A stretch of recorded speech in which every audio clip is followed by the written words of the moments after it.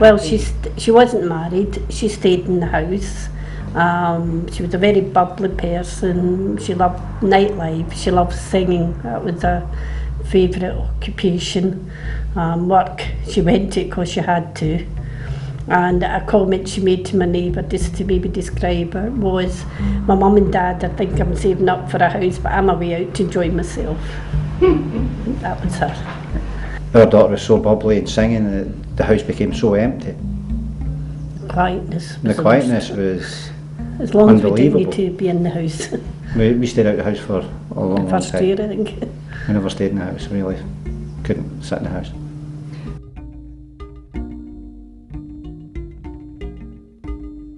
I was driving as a drive truck and the news broke on a news flash on the radio, and when I got to the area which was starting to get cordoned off, I walked down and I spoke to a plain policeman who was an inspector, and he says, I can't tell you anything that's happening at the moment because it's too soon. He said, but there's an incident room getting made up in the Maryhill Community Centre. He says, and if you wish to go round there, fine. For the first few hours, if we wanted to find out what was happening, we were better to find a television set because nobody was keeping us. They actually told us to go home, and if there was any word they would let us know when we wandered out, and he says, we can't do that, it's flattened. You could visually see everything. And Annette was reclassed as a lucky person, and Rosemary was saying, if there's any place in that place, Annette will find it. She'll have found it. And it's like everything, you always hope against everything, against hope. But when you're actually looking at it, you know, you had to steel yourself because we knew exactly where she worked. As night wore on, we were really getting quite upset because we didn't know what's happened. And then the next thing in, they brought in these liaison officers. They were appointed to each family that were sitting. And basically there was the 9 families and relatives to that 9 families. And to us, the first one we really knew in was Margaret McAleen's daughter, Tracy. The police had called and it was after midnight. And we heard the screams because she'd been told that her daughter had died. I think he always lived in that hope that she had found somewhere to hide. It wasn't until the next day, was it round about 3 o'clock in the afternoon, they brought her body out.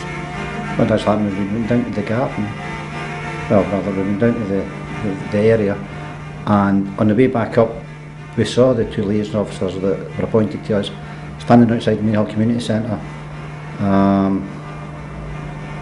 And you just knew by looking their face at how they were going to approach us, and there was no really any real need for words to be exchanged. You could just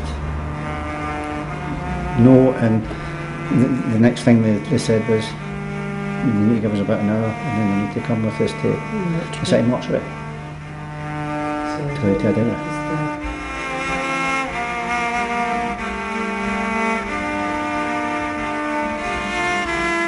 The office staff took the worst of it.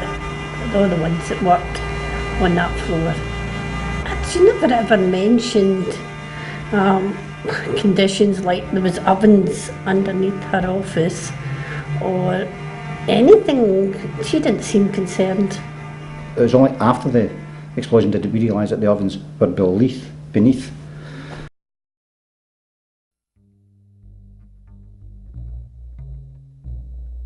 Until you're involved in a situation like this, you don't understand it and you don't say why.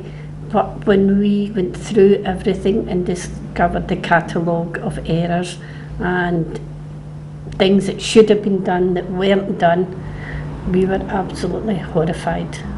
There was things that they could have done, and you realise from the HSC and other parties involved in this case, the negligence from each of the parties. You find out that for the sake of £400 the pipes could have been replaced and things like that, and you found out this company was financially very, very solvent. You say to yourself, all they done was penny pinching. And the day it happened, they had over £900,000 in the bank in cash.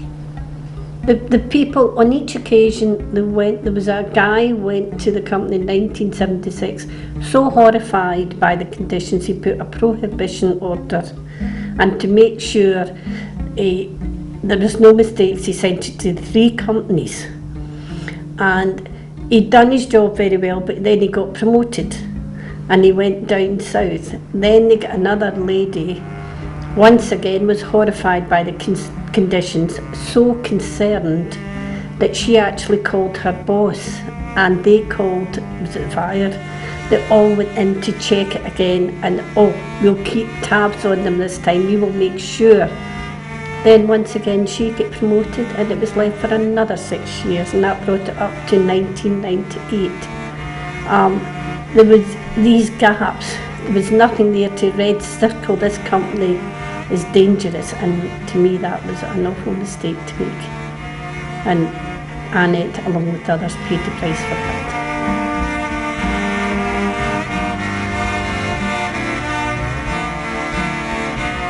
Well, what upset us more than anything, originally we were told it'd be a 3-month trial, there would be 180 witnesses, then we were told it'd be cut down and there would be 120. Then each time they would have another, we'd go back to court and they would agree more evidence.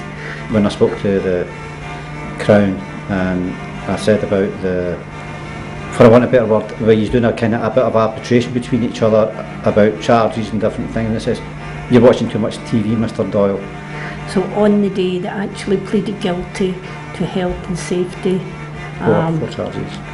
We left the court with more questions unanswered than had been answered.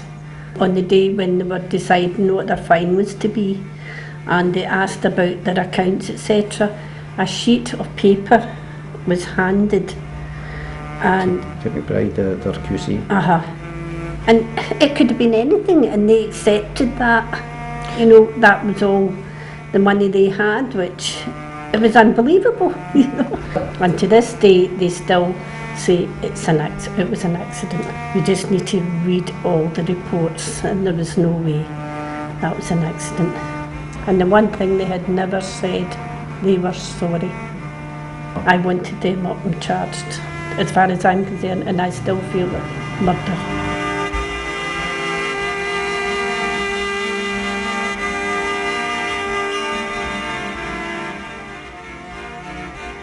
Untold directors are totally responsible. It won't make any difference.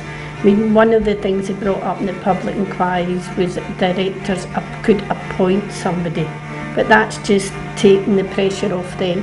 These directors have to be totally responsible. The downside to the employer who lives like that, who cuts the corners, he has a workforce who live in fear, who won't stick him in for the things they do because they're desperate for a job. That should not be a main reason to allow them to get away with that, because it could cost you your life. What happens when somebody goes out in a car and somebody gets killed because they've not maintained that car and they've got faulty brakes? They're up in court within 6 to a year, and if necessary they're jailed. So why, when it happens in work, it's merely a health and safety issue and it's not that important? You learn how, and even in this present climate, that things are getting so tight that they cut corners, but the person who suffers for the cut corner is a worker.